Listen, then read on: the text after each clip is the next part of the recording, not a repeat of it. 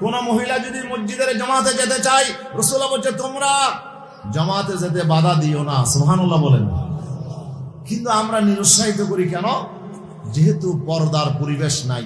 বলেন না, পর্দার পরিবেশ নাই, তো পর্দার পরিবেশ করা লাগবে না? লাগবে। এই জন্য আমাদের প্রত্যেককেই পর্দার পরিবেশ করতে হবে।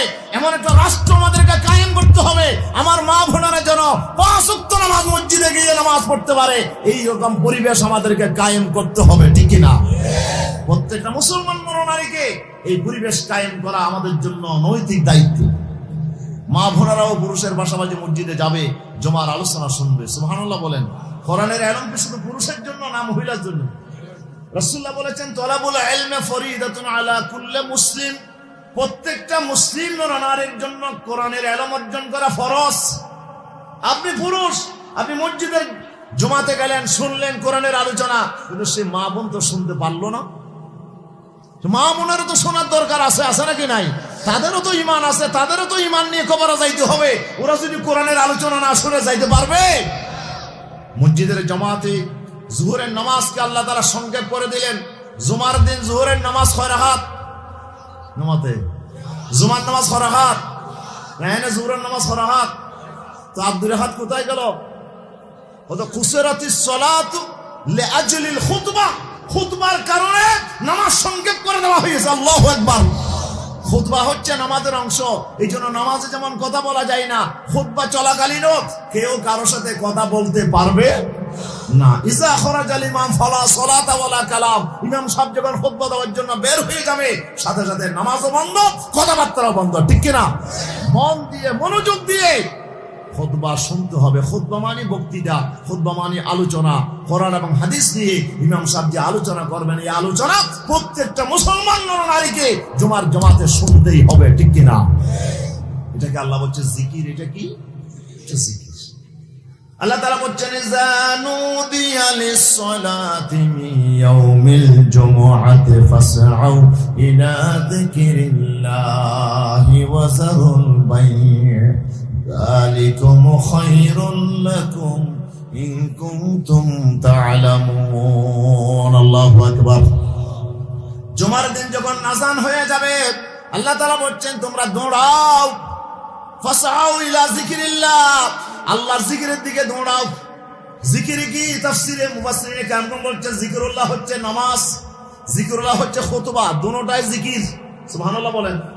খুতবাও জিকির, বলেন না, নামাজও জিকির। জিকির আরবি ভাষায় হয়, এই জন্য খুতবা কোন ভাষায় দেয়? আরবি ভাষায় দেয়। খুতবা আরবি ভাষায় কেন দিতে হবে? যেহেতু খুতবাটা জিকিরের অংশ। কিসের অংশ? জিকিরের অংশ, এই কারণে খুতবা আরবি ভাষায় দেয়। কিন্তু আমরা বুঝি না, এই কারণে আমাদের দেশে বুঝি না বলে ইমাম সাহেব খুতবার আগে একটু কোরআন এবং হাদিসের কিছু আলোচনা আমাদেরকে শোনান, ঠিক কিনা? কিন্তু আমাদের তো সময় নাই, শোনার কি নাই? সময় নাই। ইমাম সাহেব খুতবা শেষ করতে করতে মসজিদে ঢুকি। তোমাকে কেন আসতে বলা হলো আজকে? রাসূল সাল্লাল্লাহু আলাইহি ওয়াসাল্লাম জুমার খুতবা নামাজের পরে দিতেন। প্রথম দিকে আগে জুমা পড়ে ফেলতেন, তারপরে কি দিতেন? নামাজ পড়া, তারপরে কি দিতেন? এখন খুতবা কখন দেয়? জুমার নামাজের আগে। কিন্তু আগে নিয়ম ছিল নামাজ আগে পড়ে ফেলতেন রাসূল, তারপরে খুতবা দিতেন। রাসূল সাল্লাল্লাহু আলাইহি ওয়াসাল্লাম জুমার খুতবা দিতে দাঁড়াইছে, নামাজ তো হয়ে গেছে, খুতবা দেওয়ার জন্য দাঁড়াইছে। ঠিক এই সময়ে মদিনার বাজারে ব্যবসায়িক একটা কাফেলা পৌঁছে গেছে দূর থেকে মালামাল নিয়ে। এখন সাহাবায়ে কেরাম চিন্তা করলেন কে কার আগে মাল কিনবে। আমাদের মধ্যে এরকম দোকান সিস্টেম ছিল না, বাজার সিস্টেম ছিল না। তখন ওই দূর থেকে 1 মাস পরে 2 মাস পরে ওই যে একটা কাফেলা আসবে, মাল আনবে, মালগুলো সবাই কিনে নেবে। যদি কেউ কিনতে না পারে তাহলে মাস 2 মাস পর্যন্ত তাকে কষ্ট পাইতে হবে, ঠিক কিনা বলেন? এই জন্য মাল কাফেলা আসলেই ওরা কেনার জন্য প্রতিযোগিতা দিত, কে কার আগে কিনবে। রাসূলুল্লাহ যখন খুতবা দিতে দাঁড়াইছে, তখন মদিনার বাজারে কি আসছে? কাফেলা আসছে। এখন কাফেলার আওয়াজ যখন শুনতে পেল সাহাবায়ে কেরাম মসজিদে নববীতে বসা, ওরা চিন্তা করলেন এখন যদি খুতবা শুনতে থাকি তাহলে আমাদের আগে মানুষেরা অনেকে আগে চলে যাবে, ওরা মালামাল কিনে ফেলবে, আমরা তো পাবো না। তো তার চাইতে রাসূলুল্লাহর ওয়াজ তো বহুত শুনতেছি, আজকে না হয় একটু কম শুনলাম। আমি আজকে না হয় একটু কম শুনলাম, অসুবিধা নাই। রাসূলুল্লাহকে খুতবায় রেখে দাঁড়িয়ে রেখে সাহাবায়ে কেরাম মসজিদ থেকে বের হয়ে গেল মালামাল কেনার জন্য। যেতে যেতে যেতে যেতে সব চলে গেল, মাত্র 10 থেকে 12 জন সাহাবা রাসূলের সামনে বসা। সুবহানাল্লাহ বলে সবাই চলে গেছে। আল্লাহর পয়গম্বর দাঁড়িয়ে খুতবা দিচ্ছে।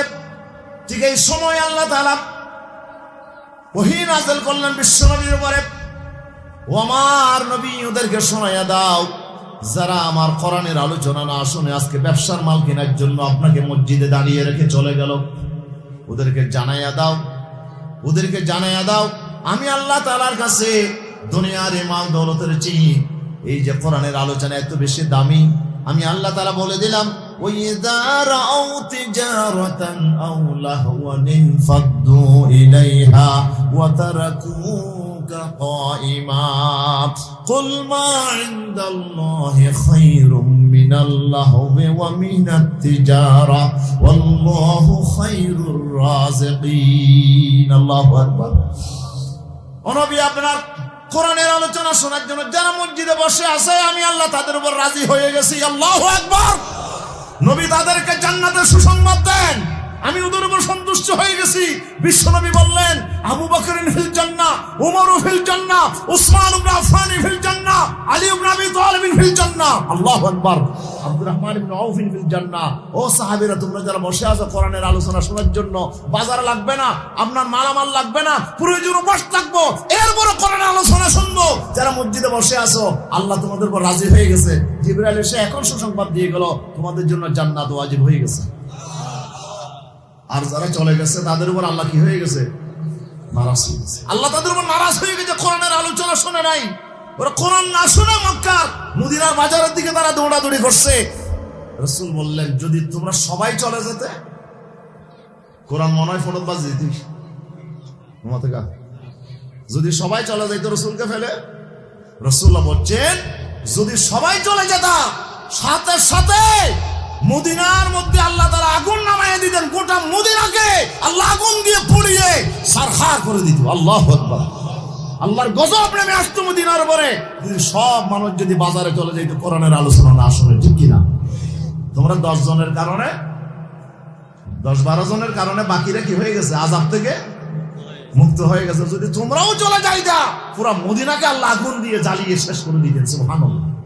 আল্লাহর কাছে দুনিয়ার ব্যবসা বাণিজ্যের চেয়ে, তোমার লেনদেনের চেয়ে, তোমার দুনিয়ার কাজ কারবারের চেয়ে কোরআনের আলোচনা যে আল্লাহর কাছে বেশি দামি। ঠিক কিনা বলেন না? এই জন্য কোরআনের আলোচনা শুনতেই হবে। রাসূল সাল্লাল্লাহু আলাইহি ওয়াসাল্লাম এই ঘটনার পরে খুতবা আগে নিয়ে আসলেন। নামাজ পড়লো কি? হ্যাঁ, আল্লাহ নির্দেশ দিয়েছে, রাসূল খুতবা এবার আগে দেন, আগে ওয়াজ শুনতে হবে, তারপরে নামাজ। ইয়া কলত ফলে দিয়ে দিয়ে আর কিন্তু সম্বুদ্ধি নাই বাজে আর তোমার আর হলত ফেলে ফেলো হুজুর ওয়াজ করার তো সমস্যা না, খুতবা দো, কিন্তু আয় মসজিদে ঢুকি দাম ন একামত দিলে ঢুকুম না মসজিদে। কিন্তু আল্লাহ বলে যে খুতবা শুনতে হবে, ওয়াজ শুনতে হবে। কোরআনের আলোচনা না শুনলে তোর ঈমান বাঁচবে না, বাঁচবে না, বাঁচবে না। ঠিক কিনা? বাধ্যতামূলক ওয়াজ শুনতে হবে, কোরআনের খুতবা শুনতে হবে আপনাকে। এক সপ্তাহে হবার আতন গম নলা মসজিদে যাইতাম ন, হুজুরের ওয়াজও গম নলা নি নেড়ে কি হয় না কি হয় হুজুর, কিন্তু হুজুর হক আমি মসজিদে যাইতাম ন। এক সপ্তাহ নেওয়া যায় মসজিদত, দ্বিতীয় সপ্তাহ, তৃতীয় সপ্তাহ, সপ্তাহ।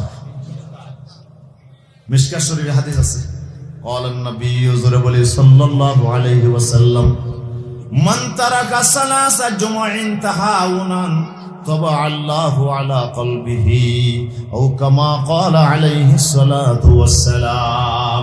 বিশ্বনবী বলেছেন, কেউ যদি অলসতা করে 3 জুমা ছেড়ে দিল, কয় জুমা? 1 জুমা যায় নাই, 2 জুমা যায় না, 3 জুমা যায় নাই, কোরআনের আলোচনা শোনা নাই, 3 জুমায় কতদিন হয়ে গেল ভাই? 21 দিন চলে গেছে, 2 দশক চলে গেছে, কোরআনের আলোচনা শুনে নাই, 3 জুমা চলে গেছে। রাসূলুল্লাহ বলছেন, আল্লাহর গজব তার উপরে আসবে, আল্লাহ তার কলবের মধ্যে মোহর মেরে দেবেন। কলবে কি মেরে দেবেন? তবা আল্লাহু আলা কলবি। আল্লাহ বলছেন কলবে মোহর মেরে দিলাম, আর ওয়াজ শুনলেও হেদায়েত হবে না। ও শুনলেও আর তোর কলবের ভিতরে হেদায়েত ঢুকবে না, আল্লাহ তাআলা মোহর মেরে দেবেন ওই বান্দার উপরে যেই বান্দা কোরআনের আলোচনা থেকে বিমুখ থাকলো 3 জুমা পর্যন্ত। সুবহানাল্লাহ। দরকার আছে না? বলেন না এই ধরনের মাহফিলে দরকার আছে না? কোরআনের মাহফিল কেন দরকার? কোরআনের মাহফিল কেন দরকার? বিশ্বনবী জনাবি মুহাম্মদ রাসূলুল্লাহ সাল্লাল্লাহু আলাইহি ওয়াসাল্লাম যখন বললেন 1 সপ্তাহের বেশি সময় যদি উম্মত কোরআন না শুনে মুসলমান ঈমান নিয়ে কবরে যেতে পারবে কিনা আমি সন্দেহ করছি, আশঙ্কা করছি। এই হাদিস শোনার পরে মা আয়েশা সিদ্দিকা বড় টেনশনে পড়ে গেলেন সন্তানদেরকে নিয়ে। এই সন্তানেরা জাহান্নামে চলে যাবে সবাই, ওরা তো কেউ জান্নাতে যেতে পারবে না। তখন মা আয়েশা সিদ্দিকা আর দেরি করলেন না, তিনি সাথে সাথে আল্লাহর কাছে একটা দোয়া করলেন। কি দোয়া করলেন? আল্লাহুম্মা শাত্তিত আরযাকাল উলামা ফিল কুরা ওয়াল আমসার। আল্লাহু আকবার। ও আল্লাহ, আলেমদের রিজিক তুমি এক জায়গায় রাখবে না। কি? আলেমদের রিজিক এক জায়গায় রাখবে না। ফিল কুরা ওয়াল আমসার, আল্লাহ শহরে বন্দরে নগরে গ্রামে গঞ্জে মানুষের বাড়িতে বাড়িতে আলেমদের রিজিকগুলো তুমি ছড়িয়ে ছিটিয়ে দাও। যেহেতু রিজিক যেখানে আমাদেরকে ছুটে যেতে হবে সেখানে। আল্লাহ রাসূল বলেছেন ইন্নার রিজকা লা ইয়াতলুবুল আবদা কামা ইয়াতলুবুহু আজালুহু। বান্দাকে মৃত্যু যেভাবে খুঁজতে থাকে রিজিকও সেভাবে খুঁজতে থাকে। রিজিক যেখানে আছে সেখানে আপনাকে যেতেই হবে। আজকে এখানে আমাকে আসতে হয়েছে কি জন্য? আমার রিজিক আর কক্সবাজারে বাংলাদেশে কোথাও নাই, এখানে দোয়া ফালঙে তোমাদের কোথায় এই দোয়া ফালঙে রিজিক রেখে দিয়েছে আল্লাহ। আল্লাহ বলছে যাও দোয়া ফালং চলে যাও, না তোমার এখানে খানা নাই, তোমার রিজিক সেখানে। ও আল্লাহ এখানে কেন দিছো? আল্লাহ বলে যে তুমি রিজিকের সন্ধানে সেখানে যাবা, এরপরে আল্লাহর বান্দারা তোমার সংস্পর্শে আসবে, সেখানে কিছু কোরআনের আলোচনা শুনবে। সুবহানাল্লাহ বলে। কোরআনের আলোচনা শোনানোর জন্য বিশ্বনবীর সামনে মা আয়েশা সিদ্দিকা দোয়া করলেন, আল্লাহ তুমি আলেমদের রিজিক এক জায়গায় রাখিও না। আপনারা তো বসে আছেন, আপনাদের রিজিক এক জায়গায়, কি বলেন না? আমাদের রিজিক এক জায়গায়, দৌড়াদৌড়ি করতে হয় না। কিন্তু আমাদের কিন্তু আজকে এক জায়গায়, কালকে এক জায়গায়, পরশু আর এক জায়গায়, তরশু আর এক জায়গায়, কি বলেন না? সারা বছর এভাবে ঘুরে ঘুরে বাংলাদেশের বিভিন্ন জায়গায়, কেউ বাংলাদেশের বাইরে বিভিন্ন রাষ্ট্রে চলে যাচ্ছে ওলামায়ে কেরাম আল্লাহর কোরআনের দাওয়াত নিয়ে, আল্লাহর কোরআনের আলোচনা নিয়ে। আলেমগঞ্জ যেখানে কোরআনের আলোচনা সেখানে আল্লাহর বান্দারা কোরআনের আলোচনা শুনলে তাদের ঈমান তাজা হবে, ঠিক কিনা? এই জন্য বিশ্বনবী এই দোয়া যখন শুনলেন রাসূলুল্লাহ বললেন আমিন। আল্লাহ রাসূল কি বললেন? আমিন। আল্লাহ রাসূল আমিন যেটা বলছে এটাকে আর কবুল না হয়ে পারবে? আল্লাহ কবুল করে ফেলেছেন। আলেমদের রিজিক আল্লাহ তাআলা ছড়িয়ে ছিটিয়ে দিয়েছেন। এখন আলেমরা খুব গরিব অবস্থা, অনেক মসজিদের ইমাম সাহেব কি ঠিক মতো কোনোদিন ভালোভাবে পরিবার নিয়ে একটু ভালো খাবার নিয়ে একসাথে খাবে, ভালো কাপড় পরবে, এটারও কোনো সুযোগ নাই। কি বলেন? বেতন দিই যে আমরা একেবারে একেবারে কম। রাখাল ছাগলের গরুর একটা লেবার যদি আমরা রাখি বাড়িতে, তার বেতন কিন্তু 10,000-এর কম না, 15,000-এর কম না। কিন্তু একজন আলেম 5 ওয়াক্ত নামাজ পড়ায়, কিন্তু তার বেতন দিয়ে আমরা 5,000 5,000। মুসলমান তোর আক্কেল বুদ্ধি কি একেবারে শেষ হয়ে গেছে? একজন আলেমকে কিভাবে পরিবার নিয়ে চলতে হবে? একজন আলেম তার বাজার আছে, তার ফ্যামিলি আছে, ওষুধ আছে, তার কত খরচ আছে, আর আপনি তাকে বেতন দিচ্ছেন 5,000 টাকা। আপনার আকল বুদ্ধি কি হয়েছে? কুকুরে পেশাব করছে। আরে মুসলমান, একজন আলেমকে আমরা সম্মান দিতে চাই না। একজন আলেম কত কষ্ট করে আপনাদের এই নামাজের দায়িত্ব পালন করছে, আপনাদেরকে জান্নাতের পথে নিয়ে যাওয়ার জন্য চেষ্টা করছে। এই জন্য সবচেয়ে বেশি সম্মান আর মর্যাদা আল্লাহ এবং রাসূলের পরে আমাদের করতে হবে কার? ঠিক কিনা? আলেমদেরকে সম্মান করতে হবে। আল্লাহ তৌফিক দান করুন, আমিন বলেন। আরো জোরে বলেন আমিন। আলেমদের কাছে আল্লাহর হাবিবের দোয়া কবুল হয়ে গেছে। আল্লাহ রাব্বুল আলামিন আলেমদের রিজিকে ছড়িয়ে ছিটিয়ে দিয়েছেন। এজন্য রাসূলুল্লাহ বলেছেন আলাইকুম বিমুজালাসাতিল উলামা ওয়াসতিমা'i কালামিল হুকামা। এ আমার উম্মতের নরনারীরা, আলেম যদি কাছে পাও তার সামনে বসো, তার সাথে বসো এবং তার নিকট থেকে কিছু কালামুল হুকামা, আলেমে বামল যারা আছে তাদের কিছু কথাবার্তা তুমি শোনো। এই কথা শুনলেই তোমার মরা কলব জিন্দা হয়ে যাবে। সুবহানাল্লাহ। ফাইনাল্লাহ ইউহিল কলবাল মাইয়াতা বিনুরিল হিকমা কামা ইউহিল আরদাল মাইয়াতা বিমাইল মাতার। জমিন মরে গিয়েছিল, বৃষ্টির ফোঁটা পড়ার সাথে সাথে জমিন যেভাবে জিন্দা হয়, তোমার মরা কলম আবার জিন্দা হয়ে যাবে কোরআনের আলোচনা শুনলে, ঠিক কিনা? এই জন্য কোরআনের মাহফিলগুলো দরকার আছে না নাই? এই মাহফিলগুলো আছে বলেই এখনো মুসলমানের ঈমান তাজা আছে, এখনো মুসলমানের ঈমান মজবুত আছে, এখনো শয়তানের চালারা সুযোগ পাচ্ছে না। এই জন্য শয়তানের সবচেয়ে বড় টার্গেট হচ্ছে আল্লাহর কোরআন। আল্লাহর কোরআন হচ্ছে শয়তানের বড় টার্গেট, ঠিক কিনা বলেন? প্রত্যেক কাজের শুরুতে বিসমিল্লাহ আছে না নাই? নামাতে আছে, আছে। বিসমিল্লাহ ছাড়া কোনো হাজ করা যাবে? খাওয়ার আগে বিসমিল্লাহ, ফরার আগে বিসমিল্লাহ, বাইরে হওয়ার সময় বিসমিল্লাহ, যেটাই করবেন সেটাই। আপনি ভাত খাচ্ছেন বিসমিল্লাহ বললেন, আপেল খাচ্ছেন বিসমিল্লাহ বললেন, মদ খাচ্ছেন বিসমিল্লাহ বলা যাবে? ওদের সব খাওয়ার সময় তো বিসমিল্লাহ। তো মদের বোতল যখন আপনি টানতেছেন তখন বিসমিল্লাহ, হ্যাঁ? যৌতুকের টাকা যখন খাবেন তখনও বিসমিল্লাহ, হ্যাঁ? তখন কি বলেন? তখন বিসমিল্লাহ বলা যাবে? চুরি করে আরেকজনের বাগান থেকে আপনি আম একটা নিয়ে আসছেন, আরেকজনের ফসল থেকে মাছ একটা নিয়ে আসছেন, ওদের রমজান থেকে বালা হা মরে, যুক্তি কি বাজি? রমজান কি হা মরে? বালা হা মরে। আরেকজনের ফসল থেকে মাছ একটা চুরি করে আপনি নিয়ে আসছেন, বউকে বলেন যে ভালো করে রান্না করতে, আলগুল দিয়ে রান্না করে এবার বিসমিল্লাহ করে আপনি খাওয়া শুরু, ও আল্লাহ আমাকে রিজিক দিয়েছে যে বিসমিল্লাহ করে খাইলেন। ইমান আছে না? বলেন না? আপনি চুরি করা মাছ বিসমিল্লাহ করে খাইলেন, মদ যে আপনি খাইলেন বিসমিল্লাহ করে, তাহলে বিসমিল্লাহ করে খাওয়া মানে আপনি হালাল মনে করে খাইছেন। হারাম জিনিস হালাল মনে করলে সাথে সাথে আপনার ঈমান চলে যাবে, ঠিক কিনা? তাহলে ঈমান বাঁচানোর জন্য বিসমিল্লাহ বলা যাবে না। আল্লাহ রাসূল বলেছেন কুল্লু আমরিন জিবালিন লাম ইউবদা ফিহি বিসমিল্লাহ ফাহুয়া আবতার। বিসমিল্লাহ ছাড়া যেই কাজ হবে সেই কাজের মধ্যে কোনো বরকত হবে না, সেই কাজটা হবে লেস কাটা। কি কাটা? লেস কাটা, বরকত শূন্য হয়ে যাবে, ওই কাজে কোনো বরকত থাকবে না। বরকত যদি নিতে হয় তাহলে বিসমিল্লাহ বলতে হবে। বিসমিল্লাহ মানে বেবরকতে বিসমিল্লাহ, বেফদলে বিসমিল্লাহ, আল্লাহর নামের বরকত নিয়ে আমি শুরু করছি। সুবহানাল্লাহ বলেন না? আল্লাহ থেকে আমি সাহায্য কামনা করছি, আমি যেন কাজটা করতে পারি। তাহলে মদ খাওয়ার শুরুতে, যৌতুক খাওয়ার শুরুতে বিসমিল্লাহ বলা যাবে? তাহলে ওই কাজটা মুসলমানের কাজ নয়, ঠিক কিনা বলেন না? মদ খাওয়াটা মুসলমানের, চুরি করা মাল খাওয়াটা মুসলমানের কাজ নয়, যৌতুক খাওয়াটা মুসলমানের কাজ নয়। সুতরাং যেই কাজের শুরুতে বিসমিল্লাহ বলা যায় না সেটা মুসলমানের কাজ হইতে পারে না। তাহলে মুসলমানের প্রত্যেকটা কাজের শুরুতে কি থাকবে?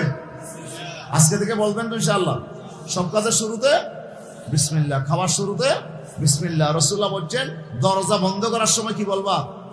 নমাতো। ঘরের দরজা বন্ধ করার সময় কি বলবা? কেন বলবো?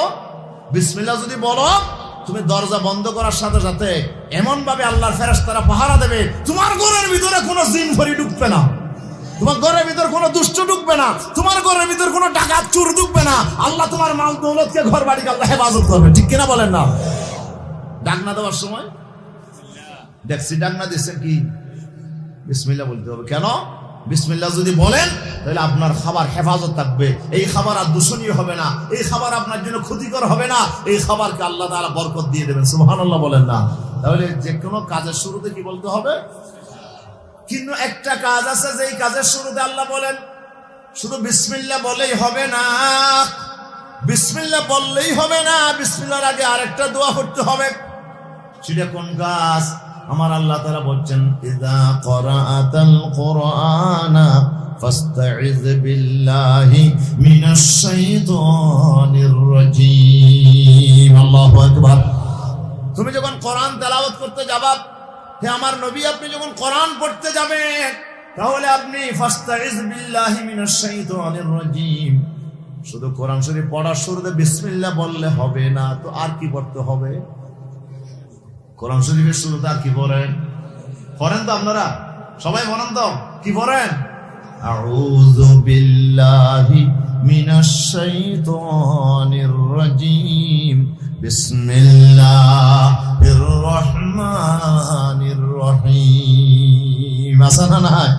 তো আউযুবিল্লাহ মানে কি কোন তো চিন্তা করছেন এটা কি আবার বিসমিল্লাহ না পড়তে হয়? তো বিসমিল্লাহ পরে সূরা ফাতিহা পড়লাম, বিসমিল্লাহ পরে সূরা বাকারা পড়লাম, বিসমিল্লাহ পরে কোরআন শরীফ পড়লাম, হবে না? আল্লাহ বলে না, হবে না, হবে না। নবীজি আমার কোরআন যখন পড়তে যাবে সাথে সাথে কি পড়তে হবে? আউযুবিল্লাহ, এটা নবীর সুন্নাত। আউযু বিল্লাহি মিনাশ শাইতানির রাজিম। আউযু মানে আমি পানা চাচ্ছি, আশ্রয় চাচ্ছি। কার কাছে? বলেন কার কাছে? আল্লাহর কাছে আশ্রয় চাই। কার নিকট থেকে?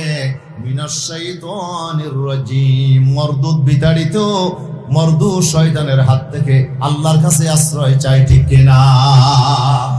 বিতাড়িত আল্লাহর রহমত থেকে, বিতাড়িত আল্লাহ বের করে দিয়েছে, যাও আমার রহমত থেকে বেরিয়ে যাও। আল্লাহর রহমতের জায়গা হচ্ছে জান্নাত, ঠিক কিনা? আল্লাহ বলছে ইউদখিলু ফি রাহমাতিহি মান ইয়াশা, আল্লাহ যাকে ইচ্ছা তাকে তার রহমতের ভিতরে ঢুকাই দেয়। তাহলে রহমতের জায়গা কি? জান্নাত। এই জান্নাত থেকে আল্লাহ কাকে বের করে দিয়েছেন? নমতে শয়তানকে কি করে দিয়েছেন? এই জন্য শয়তান হলো রজিম। শয়তান কি? রজিম মানে মরদুদ, বিতাড়িত। তাকে আল্লাহ বের করে দিয়েছে, কান ধরে বের করে দিয়ে লাঞ্ছিত করে, উখরুজ মিনহা মাযমুমান মাদহুরা, আমার জান্নাত থেকে বেরিয়ে যাও। এখন কান ধরে বের করে দিয়েছে আল্লাহ, ইন্না আলাইকা লানাতু ইলা ইয়াউমিদ্দিন, কিয়ামত পর্যন্ত আমার লানত তোমার উপরে জ্বলতে থাকবে, ঠিক কিনা? তাহলে শয়তান কি? বিতাড়িত। এই বিতাড়িত শয়তানের হাত থেকে কি চাইতে হবে? কেন মানা চাইতে হবে? কোরআন পড়ার শুরুতে কেন আউযুবিল্লাহ পড়তে হবে? আউযুবিল্লাহ না পড়লে হবে না? হবে না? হবে না? কোরআন শরীফ যদি আপনি পড়তে চান আউযুবিল্লাহ পড়তে হবে। এখন কিছু বক্তা আছে বক্তৃতার শুরুতে আউযুবিল্লাহ পড়ে, বক্তৃতা দেবে পরে আউযুবিল্লাহি মিনাশ শাইতানির রাজিম, বিসমিল্লাহির রহমানির রহিম, আউযুবিল্লাহ বিসমিল্লাহ পরে বক্তৃতা দেবে। না না, এটা বক্তৃতার নিয়ম নয়। আউযুবিল্লাহটা শুধু একটা জায়গায় পড়া যাবে, সেটা হলো কোরআন তেলাওয়াতের শুরুতে, ঠিক কিনা বলেন? কেন পড়তে হবে? যেহেতু আপনার সব কাজ শয়তান সহ্য করে, কিন্তু কোরআন তেলাওয়াত করবেন, কোরআন পড়বেন, কোরআন শুনবেন, এটা কিন্তু শয়তানের সহ্য হয় না, ঠিক কিনা বলেন? শয়তানের কি হয় না? এই জন্য শয়তান আপনাকে সামনে বাধা হয়ে দাঁড়াবে, শয়তান আপনাকে কুমন্ত্রণা দেবে, শয়তান আপনার ভিতর অস্থিরতা সৃষ্টি করবে। এই শয়তান এত বড় পাওয়ারফুল। আশ-শাইতানু ইয়াজরি মাজরাদ দাম, শয়তান রক্ত চলাচলের শিরা উপশিরায় চলাচল করতে পারে, ঠিক কিনা? আপনি রাতের বেলায় ঘুমিয়ে গেছেন, বিশ্বনবী বলছেন রাতের বেলায় যখন আপনি ঘুমান, সকাল বেলায় যখন ঘুম থেকে উঠেন, তখন সাথে সাথে আপনার নাকটা একটু ধুইয়ে ফেলেন। কি নাকটা? ইয়া রাসূলুল্লাহ, নাক কেন ধুইব? বলে শয়তান রাতের বেলায় নাকের ভিতর থাকছে। ইন্নাশ শাইতানা ইয়াবিতু আলা খাইশুমিহি, শয়তান তো নাকের বাঁশের ভিতরে থাকে। এইজন্য সকাল বেলায় উঠে আগে কি পরিষ্কার করতে হবে? শয়তান বড় মারাত্মক, শয়তান বড় পাওয়ারফুল। এই শয়তানকে আল্লাহ এত শক্তি দিয়েছেন মানুষকে পরীক্ষা করার জন্য। এই শয়তানের হাত থেকে বাঁচা আমাদের পক্ষে সম্ভব না, একমাত্র আমাদেরকে বাঁচাইতে পারবেন কে? এই জন্য সাহায্য চাইতে হবে কার কাছে? আশ্রয় চাইতে হবে কার কাছে? এই জন্য বলতে হবে আউযু বিল্লাহি মিনাশ শাইতানির রাজিম। মাশাআল্লাহ, নারায়ে তাকবীর, নারায়ে তাকবীর। সংসদে জানো আল কোরআনের আলো, নারায়ে তাকবীর, নারায়ে তাকবীর, প্রধান বক্তার আগমন, নারায়ে তাকবীর। মাশাআল্লাহ, মাশাআল্লাহ। আমরা সকালে বলি আলহামদুলিল্লাহ, আরেকটু জোরে বলি আলহামদুলিল্লাহ। আমাদের আজকের মাহফিলের প্রধান আলোচক, দেশ বরেণ্য মুফাসসির কোরআন প্রিয় ভাই জনাব মাওলানা মনোয়ার হোসেন মুমিন আমাদের মাঝে এসে পৌঁছেন, জোরে বলি আলহামদুলিল্লাহ। আমাদের প্রধান অতিথি আমাদের শহীদুল আলম বাহাদুর ভাই, উনিও চলে আসছেন, আলহামদুলিল্লাহ। আল্লাহ তাআলা সবাইকে নেক হায়াত দান করেন, আমরা সকলে বলি আমিন। প্রিয় হাজরিন, আমার একটু দেখেন, খেয়াল করেন, আপনি যখন শ্বশুর বাড়িতে যাবেন, আপনি যখন বিয়ের বাড়িতে যাবেন, বন্ধুর বাসায় যাবেন, সাথে সাথে আপনার সেখানে যাওয়ার সাথে সাথে কুকুর যদি আপনাকে ঝামেলা করে, আপনি কি কুকুরের সাথে পারবেন? তো কি করতে হবে আপনাকে? আপনার কাজ হবে ঘরের মালিককে ডাক দিতে হবে, ঘরে কে আসো একটু কুকুরটা সামলান। ঘরের ভিতর থেকে যদি কুকুরকে একটু আওয়াজ দিয়ে বলা হয় থামো, সাথে সাথে কুকুর কি হয়ে যায়। কিন্তু আপনি পারবেন না, এই জন্য শয়তানকে আপনি কন্ট্রোল করতে পারবেন না। শয়তানকে কন্ট্রোল করতে পারেন কে? এই জন্য আপনাকে আশ্রয় চাইতে হবে কার কাছে? কোরআনে কারীমের তেলাওয়াতের শুরুতে এই জন্য আল্লাহ আউযু বিল্লাহ পড়ার নির্দেশ দিয়েছেন। আমাদের পড়তে হবে আউযু বিল্লাহি মিনাশ শাইতানির রাজীম। কোরআনের আলোচনা শুরুতে আউযু বিল্লাহির জন্য পড়তে হয়। তাহলে কোরআন হচ্ছে শয়তানের জন্য সবচেয়ে বড় ডেঞ্জারাস, বিপজ্জনক। কোরআন সে সহ্য করে না, এই জন্য কোরআনের আলোচনা এগুলো শয়তানের সহ্য হয় না, এই জন্য শয়তানেরা কোরআনের আলোচনায় বাধা দেয়, ঠিক কিনা? বিগত 16 বছরে আমরা দেখেছি কোরআনের মাহফিল যেখানে বাধা সেখানে। এখন কি বাধা আছে? আলহামদুলিল্লাহ, আল্লাহ তাআলা বাধা সরিয়ে দিয়েছেন। কোরআনের মাহফিলে যারা বাধা দিত ওরা তো তারাই যারা মুসলমানের লেবাস পরে, যারা শয়তানের দলে করে, যারা শয়তানের সাথে যাদের আতাত, তারাই কোরআনের মাহফিলে বাধা দেয়, ঠিক কিনা? এই কোরআনের মাহফিলে বাধা দেওয়ার কারণে আল্লাহ তাআলা ডাইরেক্টলি আল্লাহর কুদরতের কৃষ্ণা আমরা দেখলাম। গত 5 আগস্টে আমরা যে পরিণতি আমরা দেখেছি তার আসল কারণ হচ্ছে আল্লাহর কোরআনের সাথে বেয়াদবি করা। এই জন্য কোরআনের মাহফিল, কোরআনের আলোচনা প্রত্যেকটা মুসলমান নরনারীকে শুনতে হবে, ঠিক কিনা? কোরআনের আলোচনা যতই শুনবেন ততই আপনার ঈমান কি হবে? তাজা হবে। এই কোরআনকে আপনার হৃদয়ে ধারণ করতে হবে। এই কোরআন হচ্ছে আমাদের ঈমানের মূল কেন্দ্রবিন্দু। আমাদের ঈমানকে শক্ত করার জন্য, ঈমানকে তাজা রাখার জন্য, ঈমানকে মজবুত করার জন্য কোরআন আমাদের পড়তে হবে। আর এই কোরআন হচ্ছে আল্লাহ তাআলার কালাম। এই কোরআনের ভিতরে আল্লাহ তাআলা এমন নিয়ামত আল্লাহ তাআলা রেখে দিয়েছেন। এই কোরআন পড়ার জন্য যখন মক্কার মানুষেরা, মদিনার মানুষেরা আল্লাহর কোরআন তেলাওয়াত শোনার জন্য যখন আসতো, এই কোরআন শুনে পড়ে নিত লা ইলাহা ইল্লাল্লাহু মুহাম্মাদুর রাসূলুল্লাহ সাল্লাল্লাহু আলাইহি ওয়াসাল্লাম। প্রিয় হাজিরিন, তাফসীর ইবনে কাসির, তাফসীরে তবরী, অসংখ্য তাফসীরে এই ঘটনা আসছে যে মক্কার মানুষেরা যখন কোরআন শুনে শুনে কলমা পড়ে মুসলমান হয়ে যাচ্ছে, তখন মক্কার লিডারেরা বসছে কি করা যায়। তখন তাদের বরেণ্য বুদ্ধিজীবী ছিল ওলীদ বিন মুগীরা। কি নাম? ওলীদ বিন মুগীরা বলল, এই দেশবাসীরা, কোরআন যেভাবে শুনে শুনে মুসলমান হয়ে যাচ্ছে, আমার বড় আশঙ্কা হয় মক্কার আল্লাহর ঘরের হজ করার জন্য তখনও ব্যবস্থা ছিল, দূর দূরান্ত থেকে মানুষেরা আসতো। ওলীদ বিন মুগীরা বলল, হজের সময় আসতেছে, বিভিন্ন এলাকা থেকে, গোত্র থেকে মানুষগুলো আসবে, ওরা যদি কোরআন শোনে তাহলে ওরাও মুসলমান হয়ে যাবে। আর মুসলমান শুধু মক্কায় থাকবে না, মক্কার বাইরে ছড়িয়ে পড়বে, ঠিক কিনা? এই জন্য মক্কার বাইরে থেকে যখন মানুষেরা আসবে, তখন ওরা যদি মুহাম্মদের কাছে এসে কোরআন যেন শুনতে না পারে, এই জন্য তোমাদেরকে একটা বক্তব্য তোমাদেরকে দিতে হবে। এখন কোরআনের ব্যাপারে তোমাদের একমত হইতে হবে, কোরআনের ব্যাপারে বাধা দিতে হবে। কোরআনের আলোচনা শোনা যাবে না। কেন শোনা যাবে না? কোরআনের মধ্যে কি সমস্যা আছে? তখন তারা একটা মত প্রকাশ করতে হবে। সবাই যদি এক কথা না বলো তাহলে কিন্তু ওদের ভিতরে একটা বিভ্রান্তি আসবে। সেজন্য তারা বলল যে এখন কোরআনের ব্যাপারে তোমরা কি বলবে? তো তারা বললো যে কোরআনকে আমরা কবিতা বলবো। ওলীদ বিন মুগীরা বললেন, না না, তা তো হবে না, কোরআনের সাথে তো কবিতার কোনো মিল নাই। মুহাম্মদকে কবি বলা যাবে না, কোরআনকে কবিতা বলা যাবে না, যেদের সাথে মিল নাই। তো আমরা তাইলে কোরআনকে আমরা তাইলে গণকের কথা বলবো? ওলীদ বিন মুগীরা বলল যে না না, এটাও টিকবে না, কোরআনের সাথে গণকের কথার কোনো মিল নাই। তো তারা বললো তাহলে কি করা যায়? তাহলে আমরা কোরআনকে আমরা জাদু বলবো। হতে না, জাদুগ্রস্ত লোকের কথা আর মুহাম্মদের কথার ভিতরে তো বিশাল পার্থক্য। কোরআনের সাথে তো জাদুর কোনো সম্পর্ক, এটাও তো বলা যাবে না। তো কি বলতে হবে? তাহলে মুহাম্মদকে আমরা পাগল বলি। কোরআন হচ্ছে একটা পাগলের প্রলাপ, পাগলের কথা। এইটাও তো হবে না। কোরআনের যে বিজ্ঞানময় কথা, এটা তো কোনো পাগল এই কথা বলতে পারে না। মুহাম্মদকে তো কোনো পাগলের সাথে সাদৃশ্য দেওয়া যায় না। সুবহানাল্লাহ। এখন কি করা যায়? আপনি বলেন নেতাজি, আপনি একটা সিদ্ধান্ত নেন। আমরা মক্কার বাইরে থেকে লোক আসলে আমরা তাদেরকে মুহাম্মদ সম্পর্কে কি মেসেজ দেব, কোরআন সম্পর্কে কি মেসেজ দেব? তখন ওলীদ বিন মুগীরা বলল, হ্যাঁ তোমাদের সব কথার ভিতরে একটা কথা আমার একটু কাছাকাছি মনে হচ্ছে, সেটা হলো জাদু। কি ওদের জাদুর কারণে যেমন স্বামী স্ত্রীর ভিতর বিভেদ হয়, হ্যাঁ, বন্ধু বন্ধুর ভিতর বিভেদ হয়, হ্যাঁ, জাদুর কারণে যেমন একজনের সাথে একজনের বিরোধ সৃষ্টি হয়, ওদের মুহাম্মদের কলমা পড়ার সাথে সাথে ঘরের মধ্যে বিরোধ সৃষ্টি হয়ে গেছে। বাপ পড়েছে কলমা, ছেলে পড়ে নাই, ছেলে আর বাপের সাথে দ্বন্দ্ব শুরু হয়ে গেছে, ঠিক কিনা? হ্যাঁ, মুহাম্মদের কলমা পড়ার সাথে সাথে স্বামী স্ত্রীর ভিতরে দ্বন্দ্ব হয়ে গেছে, বাপের মধ্যে দ্বন্দ্ব হয়ে গেছে, ভাইয়ে ভাইয়ে দ্বন্দ্ব হয়ে গেছে। তাহলে সবচেয়ে কাছের বক্তব্য হলো কোরআনকে তোমরা জাদু বলো। কি বলো?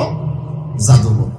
কোরআনের ব্যাপারে তারা যে বিভিন্ন মত পোষণ করেছে, আল্লাহ রাব্বুল আলামিন আর দেরি করেন, আমার নবীর উপর আল্লাহ তাআলা কোরআনের আয়াত নাযিল করে দিলেন। পড়েন সবাই, আউযু বিল্লাহি মিনাশ শাইতানির রাজীম, বিসমিল্লাহির রহমানির রহিম, আল্লাযীনা জাআলুল কুরআনা আযীম, فوربك لنسألنهم أجمعين عما كانوا يعملون। الله أكبر।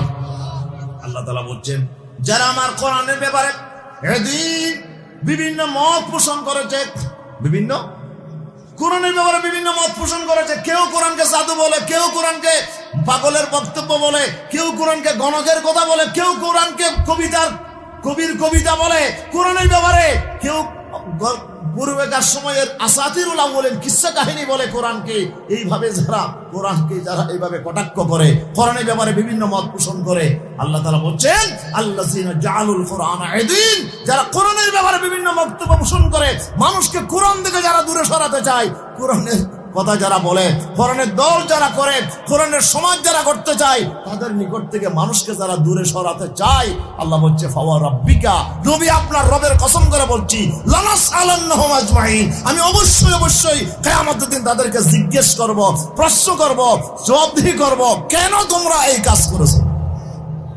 ঠিক কি না?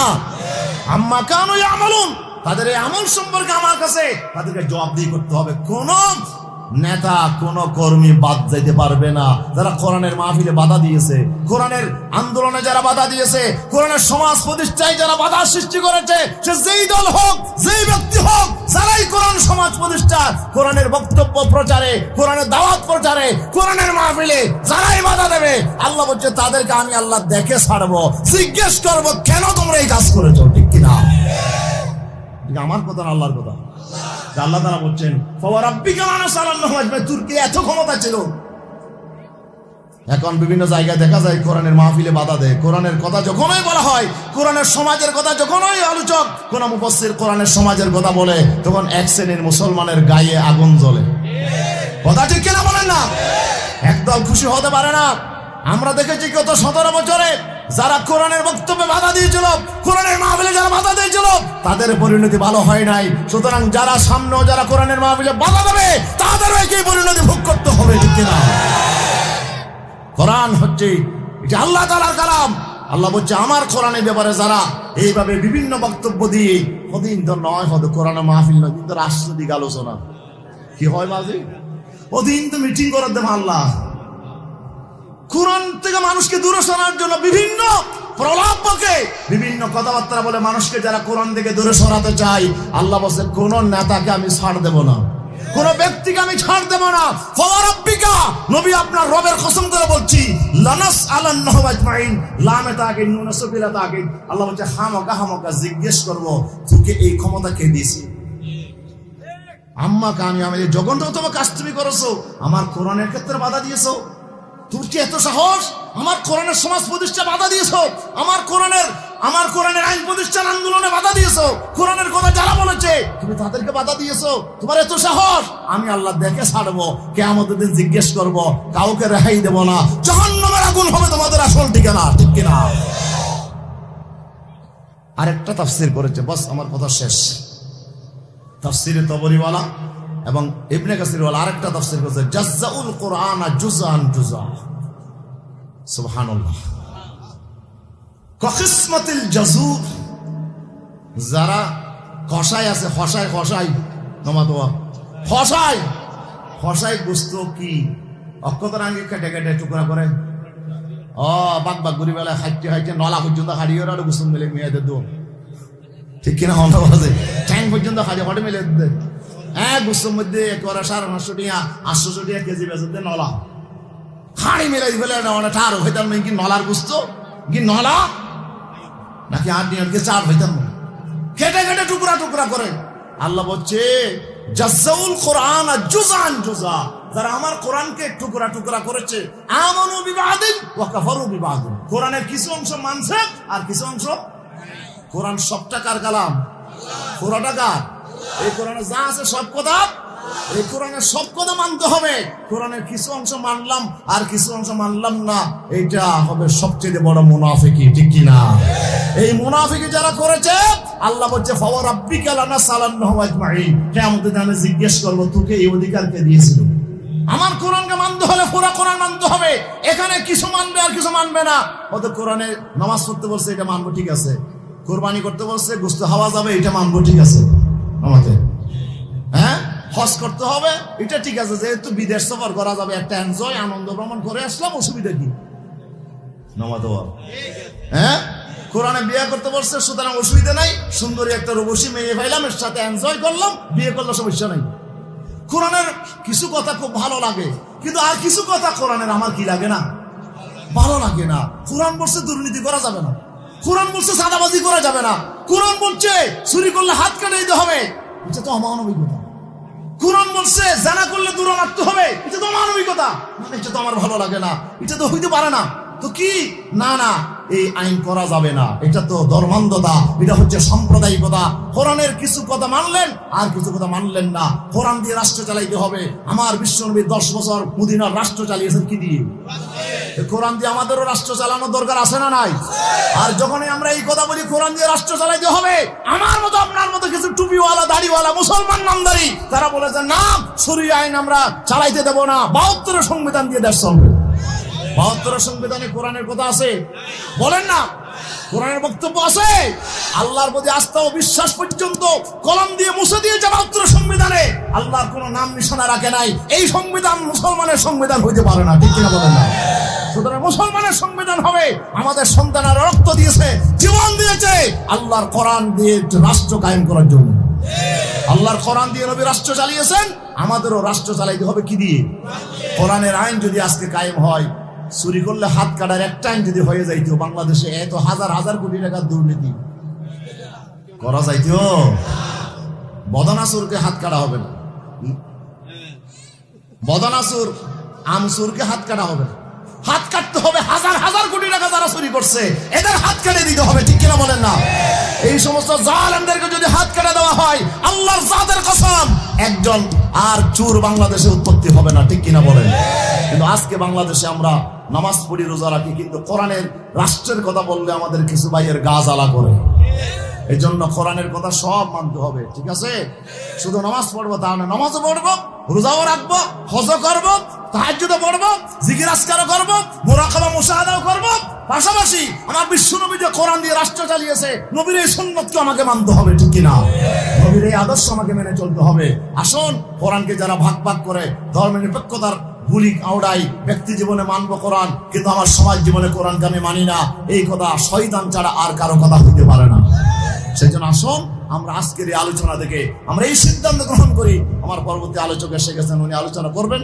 আমি আপনাদের কাছে একটা মেসেজ শুধু দিলাম, কোরআনের ক্ষেত্রে বাধা দেয় কারা? শয়তানেরা। কারা? যারা শয়তানের খালাতো ভাই, তারাই কোরআনের মাহফিলে কি দেবে? তারাই কোরআনের সমাজ প্রতিষ্ঠায় কি দেবে? তারাই কোরআনের আইন প্রতিষ্ঠায় কি দেবে? বাধা দেবে। আপনি যদি সত্যিকার মুসলমান হতে চান, নামাজ পড়তে হবে যেমনি, রোজা রাখতে হবে যেমনি, তেমনি কোরআনের রাজ প্রতিষ্ঠার জন্য সাহাবায়ে কেরাম যেভাবে রক্ত দিয়েছে, জীবন দিয়েছে, আমির হামজার মতো রাসূলের চাচা যে শাহাদাত বরণ করেছে, আর 82 টুকরা হয়েছে শুধু আল্লাহর কোরআনের সমাজ প্রতিষ্ঠার জন্য, ঠিক কিনা? আমার বিশ্বনবীর মতো আপনাকেও কোরআন প্রতিষ্ঠার আন্দোলনে আসতে হবে, কোরআনকে পুরোপুরি মেনে নিতে হবে। আল্লাহ আমাদেরকে তৌফিক দান করে, জোরে বলি আমিন। আর জোরে বলি আমিন। হাযা মা ইনদি ওয়াল ইলমু ইনদাল্লাহ।